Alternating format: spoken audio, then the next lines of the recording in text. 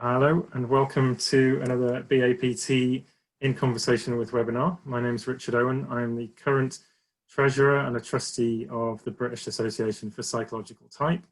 We are a membership organisation. We're dedicated to knowledge, best practice and community around psychological type, personality type, from Carl Jung all the way through to the present day. So we are a membership organisation. You can join us if you like. You can have a look at our website, bapt.org.uk, find out more about our events and conferences. And we're working towards the centenary conference next year. So 100 years of psychological type since Jung first published his book, Psychological Types, in German at the time, 100 years in 1921. So next year, very exciting conference coming up. Hopefully in person in the UK, but we know it might just be online, given what's happening at the minute. So without further ado, I'd like to welcome today's guest. It's a real pleasure to have him here. Really interesting stuff that he's doing in his business with type. So welcome, Sterling Bates. Thank you. Welcome, everyone. So how do you, first of all, describe yourself as what you do in your job? So the way I describe it is that I run a company and we make self-awareness software. So primarily what we do is work with type, but we do psychology software. So how do you take the best from psychology and what works in the world of software and technology so that you can merge them and make type and the best from psychology accessible and easily usable by everyday people in their life? Right. So software, you're talking about apps for phones and online web-based software, all different things. Yep. So we primarily focus on web apps. So it's through a web browser, but it's optimized for mobile devices. So it's just as easily accessible on any device, computer or tablet or phone. Okay. So, and also you use models from a wide range of psychological areas. So some of it's psychological type, but other things as well. Yep, absolutely. I'm a big fan of in the work we do in the relationship space with the 5 love languages. I know a lot of people like that, but we've also done work with a lot of other systems, including some proprietary assessments we've done for a couple of other psychologists that have like a 22 trait system that's used in a variety of organizational psychology spaces. So we do, while the primary work we do is in the type space, we do work with other psychological models and other assessments. Mm-hmm. And any specific sort of markets? I see you've got different products, but any markets that are of interest? We're doing a lot of work right now to really curate what we think is the best product possible for the education space. So this would be teachers of all ages for all groups, but especially for high school and college students. So the entire school, we use it, the students and the professors and the teachers and educators. And we're working with a lot of type experts in the field, from Sue Blair from New Zealand to Jane Kesey to a variety of experts all over. Okay, that's a real good collaboration we've got in our international community. Mm-hmm. That's exciting. So you're going to take this into schools, and how does it help them with your using your software? So we really back to that idea that we do self-awareness software. So it's really about, we help them through a self-discovery process. So we've done a lot of work on digital best fit. So moving beyond the idea of just an assessment into how do you have activities that students or educators can do to figure out their best fit, and then from there into doing verification, doing a lot of verification activities. And so we're trying to figure out, how do we, in the modern world, and COVID especially has made this very relevant, is how do we do a lot of things that we might have done previously, but in a digital way that makes it easy for people to access it and do it. Mm-hmm. And then from there into self-awareness, understanding themselves, understanding how their fellow students, how they interact with them, how it fits within the space of school, and then finally onto self-development. What are the specific things they can do to change their behavior to make their lives better? It's one of the things that really struck me from my early work in the corporate space, is that if you're not helping people go change their behavior and actually make better decisions or do things better in their life, then kind of what was the point? Great. So what is the sort of impacts that you're seeing from the work that you're doing then? Um, so um, really, it's all about seeing where the educators and the students are basically making their lives better. So it's really about, and one of the things we find for a lot of people is just the awareness and having a language to describe some of the things that go on in their life can often be a dramatic help in doing that. You know, for example, if you're a student right now under the current circumstances and you have extroverted preferences and you're not getting any interaction with your fellow students, then just having some language to talk about that can be very powerful. Mm-hmm. Yeah, so it's really helping people express the challenges they're having Mm-hmm. around and understand each other's differences. I mean, it's Yeah. a very powerful way. That's what type is great at, you know, understanding that people are different, you know, and that's just in itself is priceless for some people to get their head around. Yep, completely agree.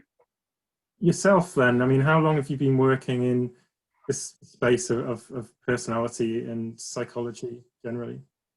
So I've now been, I think I've been type qualified, certified for maybe 15 years. We're starting to stretch onto 20. Time flies when you're having fun. But I didn't start there. I originally started with a math degree and then got into computer science. And I entered the corporate workspace and I worked at a Fortune 50 company in IT for 10 years. And the last 5 of that as the business intelligence strategist for the company. So how do you get the right information to the right people at the right time? If anybody knows IT space. However, in all that work, it became increasingly obvious that the biggest challenge with projects, with people getting things done, with the work moving forward, had very little to do with technology and more to do with this other thing. Maybe you've heard of it. It's called people. So that became a real drive for me.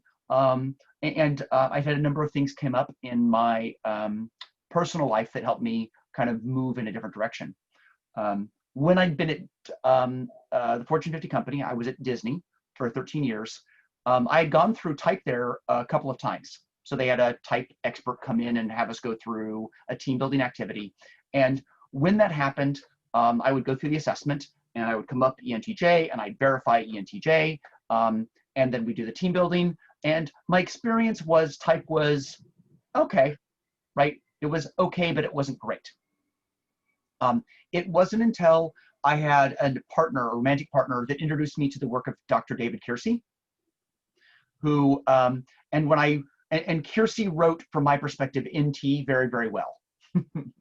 I read that and I went, oh, wow. That gave me a whole new lens on the potential and power of type and temperament. And I said, if this has such an amazing view of how I feel about myself and what my motivations are, as Linda Barron calls it now, your essential motivators, right? What might this help me understand about the people in my life? So that started kind of my journey into type. As I went to go get type certified at the CAPT here in Gainesville, Florida, with Dr. Charles Martin, during that process, it was through feedback from those who knew me and starting to look at functions, the cognitive functions, the way the dominant auxiliary, that I thought I was ENTJ, but I was wrong. So, funny story, both of my parents have judging preferences. So I grew up in a very judging household. And when I was age 8, I developed type 1 diabetes. So that's insulin dependent, rigorous. You must measure when you're taking insulin. You have to measure your blood sugar. You have to eat food at the right places. And all of this it was for me as a growing person, it was develop judging skills or die, literally, right? And then you get to school, and school tends to, at least in America, really reward judging behaviors, right? Then you get to work in corporate America, and corporate America rewards judging behaviors. And so I was very comfortable with judging behaviors. I saw their value. They were a necessary skill for me to survive in my life. And so therefore I test ENTJ. Even now, if I look at the questions in the MBTI and I answer them honestly, not trying to answer what I should answer, but honestly, I will still come up ENTJ. However, when I went and looked at dominant function, it became clear, and Kiersey didn't help in that context because it's NT, right? ENTJ, ENTP, they're both NT. So I didn't have any clarification there. It wasn't until doing functions and looking at dominant function and auxiliary function that it became very clear that I was extroverted intuition and not extroverted thinking. So for me, without understanding the functions, the dominant auxiliary function, I couldn't get to my own type verification without it. And that became that real in my own journey. There was a lot of power in that dominant auxiliary that wasn't getting exposed to people, and a lot of times when they were being exposed to type. They were going through type workshops and they weren't getting out of that the dominant auxiliary that could really help them understand themselves and the people around them better. And so that really pushed me out of the traditional preference into thinking about dominant and auxiliary preferences.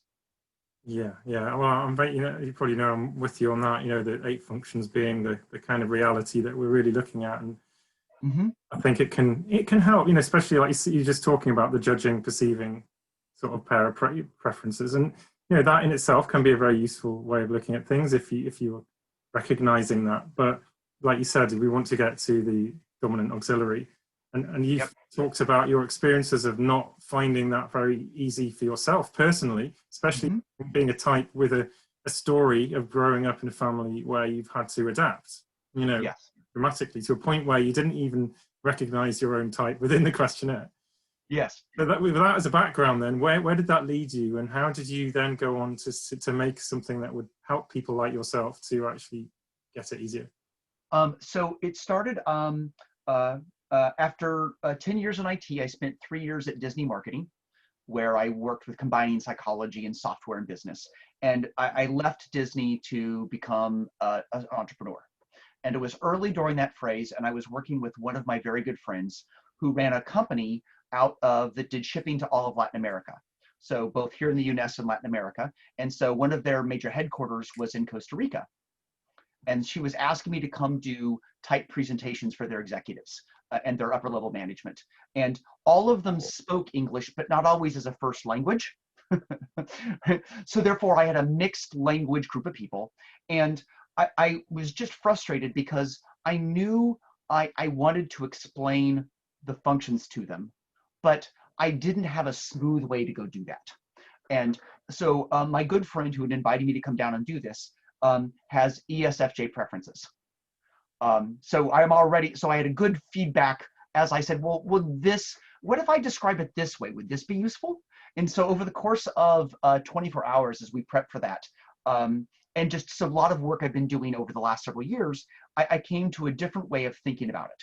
And it was about finding a way to visually convey it so that people would get dominant, auxiliary, and the other functions quickly and automatically without a whole lot of words, without having to do a whole lot of explanation. And that language became less of a barrier to the discussion. People just, oh, I get it, it makes sense, without language being as key to the process. And before that, I had only really gotten to dominant and auxiliary through some of the formulas you do when going type certified, and okay, here's how you go do this. I just had a really hard time expressing to other people how important and how valuable I thought understanding dominant and auxiliary was. And so the visual type became a way to convey that was less language dependent and allowed people who were new to type to get dominant auxiliary quickly and easily and move forward. Nice. Okay, cool. Do you want to share your slides and we'll start? Yeah, absolutely. We can do that. Quick question as well, by the way. You worked in Disney. Like Walt Disney, do you think he was probably an extroverted intuitive type? Absolutely. If we be careful, because you're getting all kinds of fun stories. The stories for Walt are very wrapped up in his brother Roy, who was literally handled the finances for the business. And so as you're deep into the history of the company, it becomes very clear that there was Walt and his brother Roy, and the two of them worked together. And so while certainly Walt was the face of Disney and a creative genius, that his success was completely dependent upon what is probably his introverted and judging preference brother who actually helped make sure that everything actually ran. And it was the combined effort. And that's still within the stories of the company, a vital part of this kind of dynamic between that creative, extroverted creative energy of, they're not using those words, but that creative energy for Walt, and then the structure of Roy Disney. Wow, I didn't know that. That's a really interesting story because it's type at play within a collaborative way that it's actually created the thing, but we don't know the secret hidden Roy Disney. The average person's never heard of him. No, and Roy's probably perfectly happy with that. Amazing. So there's my quick Disney story. All right, so this is our goal. So we started by taking all 8 of the processes and putting them in a line. So this is kind of the start of the process. So here you can see the traditional letter codes, starting with sensing, extroverted sensing, all the way to introverted feeling. When we started to explain to other people, we found it was better to use kind of a business-friendly, language, or just a more casual language to help people understand it. So we created our own words, but because it's visually oriented, we've happily swapped in other words for other type experts, like you can use Linda Barron's cognitive function words, and everything works completely fine, right? So it's, in many ways, language independent. So the first thing we did is we did the first 4 functions are the perceiving functions. So how you gather information. And so now, unstabilize and invent and connect. And then the second 4 are about how you judge, do your judging, how you people make decisions. And by the way, we've used this without the letters to explain type to people who have no experience with the type code, and they never learn the type code. They simply learn functions and how they matter. And people get it. We've never had trouble with, oh, I get it. There is 4 ways to gather your information. And we have a quick sentence to help people understand it. Makes sense, that's easy. Got it. There's 4 ways to gather information, and there's 4 ways to make decisions. People get it. It's very easy. Jung's core work is actually, I think, very easy for people to understand when just explained to them straightforward. But the second thing we did is then we said, we're going to put the extroverted functions above the line because they're typically easier to see in the exterior world. It's easier for people to see them. And then we take the 4 introverted functions and put them below the line to represent the fact that it's harder for people to see them in the exterior world. Like an iceberg, a lot of the introverted function is going on below the covers, if you will, below the line. Now, and then the third thing we did is that, of course, we have a dominant function. And so that function far outstrips for most people everything else in their life, right? It's they use it very well. It's very fast. For them, it's almost like a superpower that they can do what they can do with it compared to what other people can do with it. And so we wanted to really represent that in a visual way. And so that's where we made that dominant function the largest we could make it and still fit everything on there. So now we're using size to play out how comfortable, in a lot of ways, the functions are. So you have that for ESFJ, that dominant function of extroverted feeling, where it's super large, but then you can also see that auxiliary function here, that introverted sensing below the line, in a way to go put that together. So if we're just going to use just the letters to make it easier, so extroverted feeling is the dominant function, huge, as big. That's what people see above the line. But a lot of people what don't see is this part that's really important to them below the line, that introverted sensing, to work with that. And based upon, originally this was influenced by Margaret and Gary Hartzell's work into the development of the functions, that those with who have a dominant extroverted function tend to develop all of their extroverted functions. And that's been later supported by Roger Pierman, Mark Majors, and Nina Barimini's work, who I know you've had on this show before, that there's a greater development of the extroverted functions if your dominant is extroverted. And so we tried to represent that. And then of course the inferior function way down there is the smallest box. And the goal was to give people an idea of how the functions relate to each other. And part of the power of doing it this way is that we avoid a lot of the challenges we found sometimes when just explaining the type code. So if somebody is given their type code and they go E, yes, they go, but yes, but I'm introverted sometimes. And when we present it this way, we don't get those kinds of concerns or objections because it's obvious to them that, of course, I'm all of the functions. It's not a question of whether I have the function or not. It's a question of how and well I use it. And so similarly, when you take an introverted preference, then we make that box down below the line, that dominant function, the largest box. And we can describe this to people as kind of that iceberg analogy, that, that people will see tips and bits of that introverted intuition, but what they might mostly see with someone with INFJ preferences is they'll see that the part they see is that extroverted feeling, but the part they don't see that's super important to that person is this huge giant box below the line representing their introverted intuition. And we find that's really helpful in helping people understand the play for introversion and extroversion as they go through that process. Now, we explained it a couple of ways to help people understand it. So we can talk about the size of the box when it comes to energy and stress and time. So the bigger the box, the more energy you have for those kinds of processes. Or it can be the smaller the box, the more stress it takes.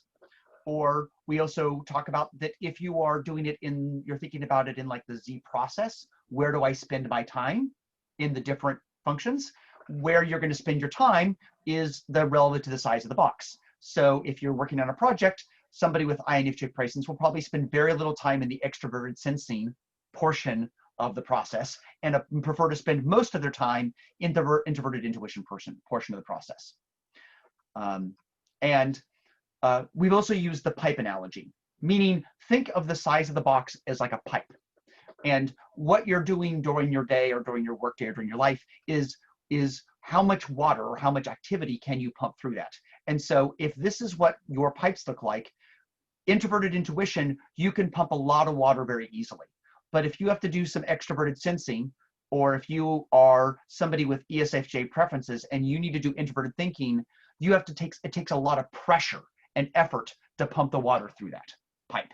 And so we've also used the pipe analogy to help people get a sense of how the functions play together. And so we use this as a starting space. And for some groups, if we have time, especially if they're really into that kind of, they want to do that kind of interpreting introspection, we will often have an activity where they will instead sit there and draw the size of we'll show them but based upon their type code, what might their boxes look like, but instead then ask them, why don't you sit there and draw with markers and crayon your own box sizes? And sometimes you will get people with introversion preferences that'll make this box gymongous, huge, right? Because that's how they see their experience. And sometimes people will start to oh no, I actually feel really tied between these two functions. I really want to make them very close together in size. And so you get a very personal experience and they feel like they're uniquely talking about who they are through the shape and size of the boxes.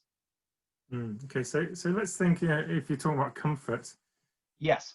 It's really interesting that, like you said, people might kind of show their state of comfort now as they're developed, as they've come through a process of maybe being more comfortable with one function, doing that hard work that we go through to kind of balance ourselves out in the things that we struggle with. And then do you then go on to have that sort of conversation, how did it go over time? Absolutely. And I think that's one of the things is that we don't spend a lot of time trying to stay caught up when talking about this with people on their skill versus where their talent is, right? We're kind of laying out for an ESFJ, this is probably what it looks like.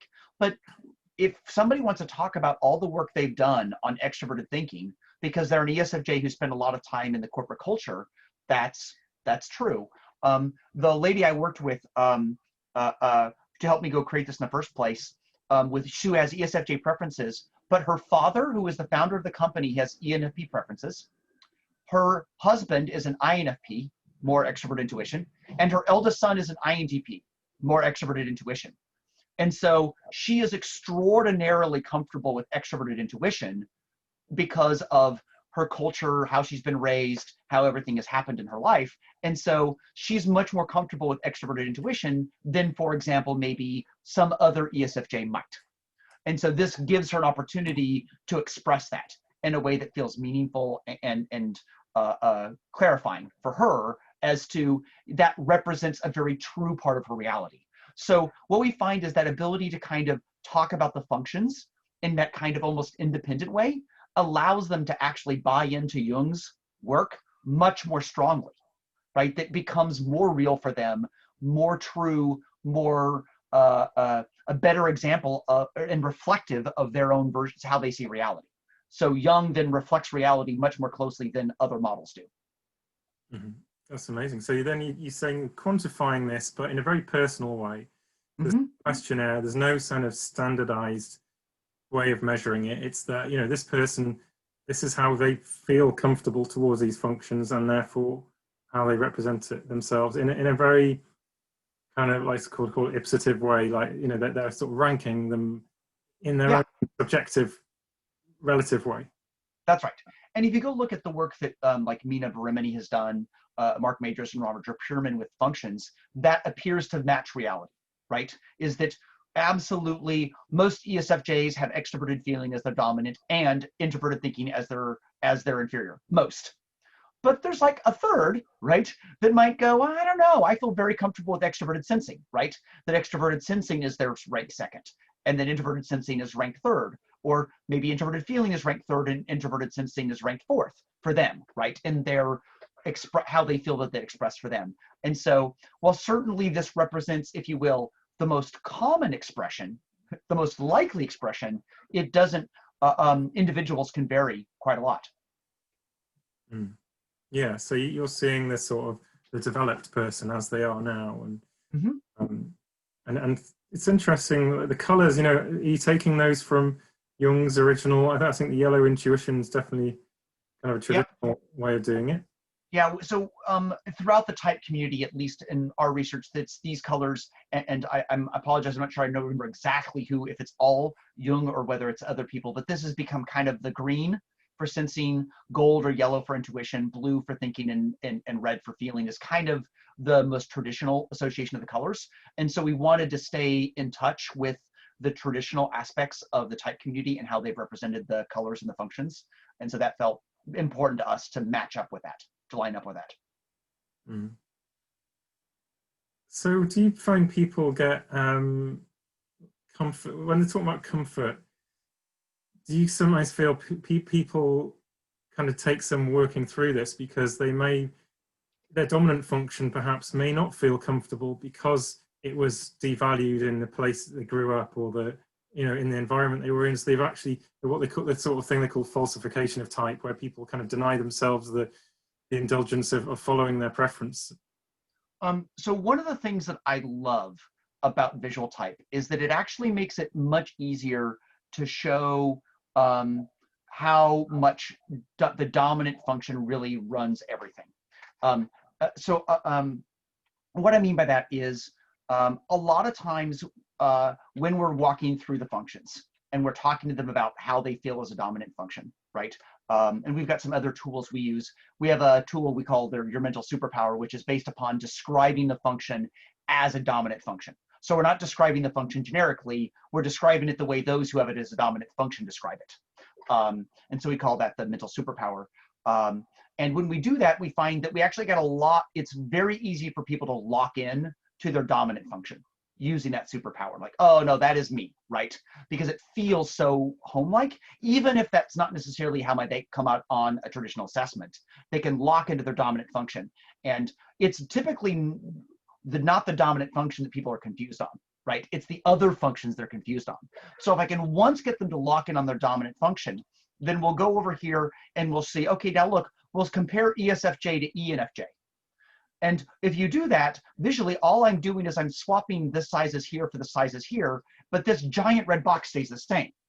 And like, oh, I get it. So ESFJ and ENFJ are actually very close to each other. Oh, I get it. So if they're confused on that SF scale, the SN scale, then that it feels less concerning, because they're like, oh, actually they're not that different. But you can quickly see the difference between ESFJ and ESTJ, that dominant function swaps. And when you make that blue gigantic, they're like, oh, that actually doesn't fit me, right? And so we find that using this process, it's very easy for people to hone in on their dominant function and then feel some amount of comfort with that auxiliary function of like, let me play with that a little bit. And that certainly matches both the work, all the work I've seen from the other experts is that it's much more likely that the dominant function is locked in and there's some play with the auxiliary is where the play begins to happen, less than the dominant. And that certainly, to my understanding, matches a lot of the way Jung thought about it, right? Is dominant first. Dominant is what matters. And it's all that other stuff that starts to get fuzzy, right? Really, that you might look at, oh, how much is extroverted thinking bigger than extroverted sensing? Yeah, maybe, right? And that's what I mean. It's like, we just don't really, it's almost like we don't care, right? If I can get them to lock in the dominant function, then they've already made a gigantic stride to verifying themselves. And then if they want to be fuzzy about the other functions, the evidence supports that it maybe is a little fuzzy. Does that answer your question, or does that actually spark more? No, it's great. I think that's really helpful. I think that's led me to another question, and that is, is this sort of scale we're seeing in this drawing relatively between the boxes typical of the sort of things people draw when you ask them to do it? If we ask people to draw it, it's all over the map, metaphorically and literally. Right? You have some instances where they decide to go bigger with the big box, right, and smaller with the smaller, or sometimes they get more evened out, like, I feel like I'm even across all of them. So we see both directions. Something we find is that almost never, everyone always is happy to use all 8 boxes, right? We've never had somebody come by and go, I don't have that box at all, right? Never happened. People see that, oh, no, I don't like that way of judging, or I don't like that way of perceiving, but I use it a couple of bits, right? And so, honestly, I think that's actually one of the things that actually supports where we have is that we see equally them going bigger and equally going more even. So that means that this particular scale is maybe somewhere safe in the middle, so to speak. Yeah, it's quite astounding, isn't it, that you've got, most human beings can recognize all 8 of these different areas of mental processing in their lives. They are universal. That's certainly how I found it as well. And do you ever find, is there anything people ever go, like, this doesn't cover it all? Like, there's something lacking. They go, I can't find my dominant function there. Is there anybody that you find like that? No, we have never, to be fair, I don't think I've ever experienced that. I mean, part of it helps is that, like, really, we start with talking about how Jung talked about that there is, 4 ways to perceive and 4 ways to judge. And that begins to actually feel like a lot to most people, I think, actually. They're like, oh, that's actually, like, that feels very comprehensive. And then, you explain it like, oh, what's going on now? What's going on in the past, right? How, what might be, and then how things are connected in the future. Like, you can really explain these. And then, like, with that time perspective, oh, got it. Past, current, future, what could be, right? People go, okay, that covers it, right? That covers the bands of possibility. And the same thing when we go through the 4 deciding functions, based upon measurable goals, logically correct, people's needs, or ethically right or wrong. And people go, oh, yeah, okay, got it. That feels very comprehensive. Like, and I think that shows the power of Jung's work, that when presented this way, people feel like it is it's comprehensive of the way you gather information and make decisions. We've never had any pushback on the, oh, wait, I need a 9th function. That's what I was wondering. Yeah, I get you. It feels like comprehensive, and that's what's so interesting about it. Although we know, obviously, there's lots of different ways to break down personality and who we are, and lots of different models. But there's something about the basic areas or domains of processing reality that seem to be covered. We did a trick to help people in business use it. We tied it into the Z process, and maybe I'll just show that briefly. And taught using the, so based upon the original Z process, but instead focus on thinking about it through time, how much time you go spend in it. But then we decided to figure out the best way to do it was to help people think through what questions, business questions, fit into each one. So our primary goal was to get your average business executive to look through the business questions and see that all 8 functions had a valuable role to play in business. So we go through literally, we did sample business questions, and we encourage them to come up with their own that fits whatever their business problem they're working on. But we go through each function and highlight what kinds of business questions really apply to that. So for extrovert intuition, what outside solutions can be used? What new ideas might be applied? Extrovert intuition, where do we want to be in the future? What fits the long-term strategy? What is the measurable goal? What are the core action steps? And so actually one of the things we spent the most time on was how do we frame the feeling functions in a way that makes the most sense for business? And so talking about extroverted feeling with engaging people, and talking about introverted feeling with that building that trust, authenticity, that loyalty and commitment. One of the ways I describe this is that if you have your prices are higher than your competitors, do you want your customers to stick with you? And pay you more money, even though in theory it's the same product? Then you should be thinking about being loyal and committed and trustworthy to your customers. Right? That's how you can go build that. But so we find that this actually really helps a lot of business people go through and see by applying these business questions, they then get a real good sense of the practical, how the 8 functions apply practically, right? Oh, I get it. These are not just esoteric.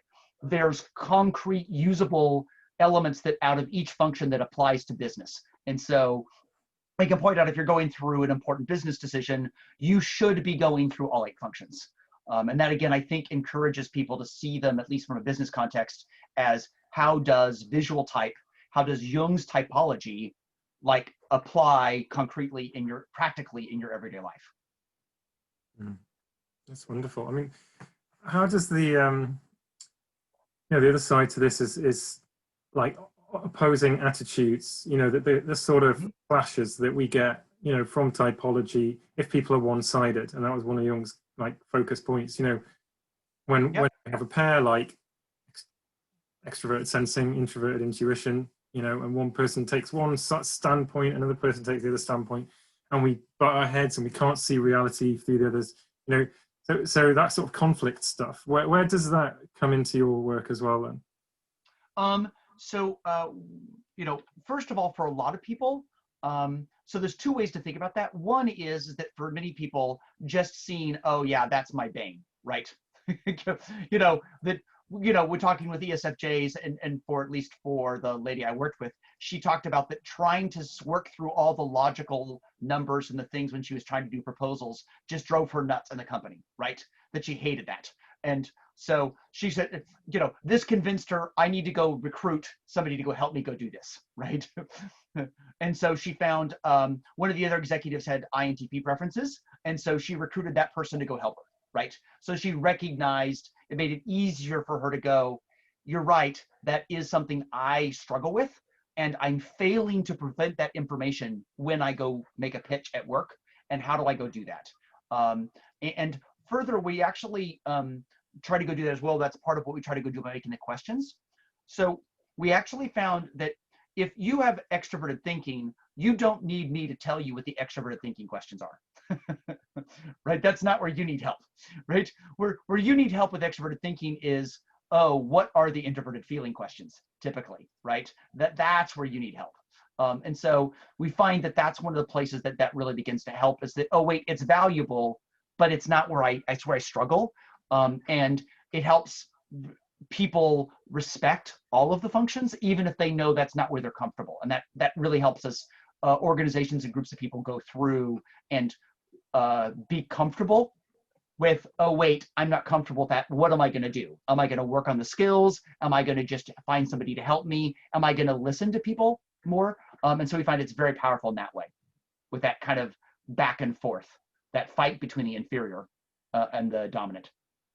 It's really good. Yeah, that respect is a key word, isn't it? Just to respect the functions and see their value and importance in your life as a. Yep. Another one it really avoids by doing this is there's none of that sense of, oh, I'm feeling, so I think of the thinking people as the other kinds of people, right? reduces the tribal aspect, like, oh, I'm thinking and that's good and feeling is bad, right? Some people can get into those kinds of attitudes. And when it's the, no, you're both, right? No, you have thinking too, right? Oh, usually your thinking functions. It moves it away from the tribal or I'm this and you're that, and much more of that's not my strength, that's your strength. Oh, good, I'm glad you're here. Nice. Yeah, it's a great thing to appreciate. Yeah, there's definitely. A couple of times we've done things like we've done an exercise where we ask people to look at two people's sets of colors side by side, and then look at where they have some similarity in color, and that can be a bridge. So because the human eye is very skilled at picking out color and shape differences, if you present two shapes side by side like that, the human eye is, let me see if I have an example here. Oh, I don't appear to have one. Maybe I have done here. Oh, yeah. Like for the human eye, it's way easier to pick out color differences. Right? So you can see, oh, these two share a lot in common. This person does not fit. Okay. And so we find it's very easy for people to grab that where they don't or do fit together. But you can still go, oh, well, I do actually share a little bit here in this common. Those two boxes are kind of similar, and that introverted sensing has some similarity. Maybe we can bridge using those functions. That's nice. Yeah, and like I said, the visual aspects is got a lot of powerful ways to help people just get the information quickly. Yes. Yep. Exactly. That's great. So listen, time's running out. I want to get on to first asking, how can people experience more of what you've been doing here, like use your tools or find out more? So if you want to, we're still in the process of, you can go to our website, Step Research, stepresearch.com, and there you can find links to all the work we're doing. If anybody wants to, they can send me an email and I can send them a link so they can go through and experience what it's, some of the activities we do for best fit and verification, and then see their own visual type and see that process. So I'm happy to, if anybody sends an email to me, and I can bring up that in the, just on the screen if we want to do that, so that people can see. Okay, I can do that. Sure. So let me go, here we go. Okay. So there's my email address, sterling@stepresearch.com. So if you want to, you can send me an email and I will send you a link so that you can actually go through the process and kind of get a chance to experience some of the self-discovery, some of the self-awareness, and some of the self-development portions of the software we go do. Thank you. That's amazing. It's a quick question that was here posted. If you can see it in the Q&A. Louise is an ex-teacher and she's into type and behavior, and she's been making her own mini type tests based on developmental stage, so stages of development, and been linking this with psychological development, I guess, from other theories, and found interesting patterns in children compared to adults. Have you done anything with children and seen any differences compared with adults? So that's someplace we'd like to go. We haven't done anything with children yet. And there's several barriers to make that work that we'd like to overcome and go do work with. So some future work we'd like to go do in education is with younger children. But at the moment, we're typically focused on over age 13. So high school, or in that kind of those higher grades. Once we're there, even at that level, we're finding that people are still pretty confident in their dominant function, right? Their auxiliary gets real fuzzy. but dominant, even at like 17, 15, 16, 17, dominant begins to be pretty strongly apparent. And it's one of the reasons why we tend to focus a little bit more on the dominant function and be less concerned about the auxiliary, is because that's also much more clear younger. Yeah, so there is a developmental shift over time. You can see. Do you ever get people to draw out, say, several of these diagrams from different stages of life? Has that ever been? We haven't done that. That's a great question, but we haven't done that. That's a great idea. We should do that. Yeah, I would love to see that. I would love to participate in that, because I think it's so clear when people see that, how they've changed over time, and it can make that process of balancing out clear as to how you arrived there, right? Yeah, So absolutely. I'd be really interested. I'm really excited to see like how this develops again over time. Really, you know, there's so much scope in your work. It's fascinating, and all the applications of it that you're doing. Yep. So I know. I hope, yeah, there's another. I was going to say we had a follow up. It says the development of the PFC. I just wanted to make sure that what she meant. Or Prefrontal cortex. Okay, got it. Yeah. So as people grow through that process, but at least from our experience in the work I've done with some other people that are type experts with kids, we're doing a lot of work with Marianne Sutherland, who's done education K through 12 for 30 years, and does a lot of work with Sue Blair. And again, she actually does typing all the way down through the earlier grades. But she's doing that in a one-on-one experience, right? Working with the kids to go figure that out. So, you know, she's able to go do a fair amount of that typing with the kids. But I'm absolutely, you know, certainly I believe that people grow and they change over time. Right? I mean, I think that's, you know, anybody who's in the world of type begins to embrace that. And so I think it's very exciting to see how people think and grow over time with their functions. And the answer is they do. Excellent. So we'll have to draw it to a close, but it's been really interesting. Thank you for sharing your work. You're welcome. I hope we get to see you at the BAPT conference next year. Yes. I know I've always really enjoyed your talks, and they're really fascinating. So let's hope that you get to join us. Whether or not you get to come to the UK, whether you're allowed to fly around the world, we don't know yet, but fingers crossed. In any case, we're always here on Zoom, if not. So thanks, and we'll speak again soon. Take care. Thanks. Awesome. Thank you. Thanks to everyone for joining. Bye-bye. See you later. Bye.